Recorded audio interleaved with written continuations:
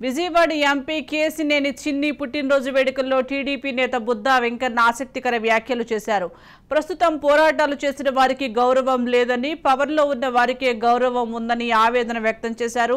ప్రజాస్వామ్య వ్యవస్థలో పోరాటాలు చేసిన వారు వాస్తవానికి ఎమ్మెల్యే అవ్వాలని ఇప్పుడు ఈ విషయం తనకు అర్థమైందని అన్నారు. కార్యకర్తలకు న్యాయం చేయాలన్నా తాను చేయలేని పరిస్థితిలో ఉన్నానని బుద్దా వెంకన్న నిస్సహాయత వ్యక్తం చేశారు.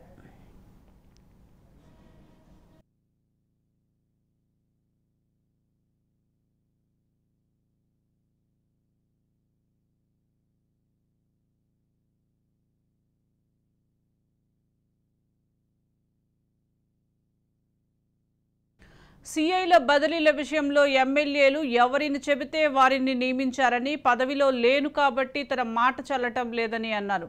నాడు చంద్రబాబు ఇంటిపైకి జోగి రమేష్ దాడికి వెళితే తాను అడ్డుగా నిలబడ్డానని, ఇప్పుడు ఎమ్మెల్యేలుగా ఉన్నవారు అప్పుడు ఎవరైనా వచ్చారా అని బుద్దా వెంకన్న ప్రశ్నించారు.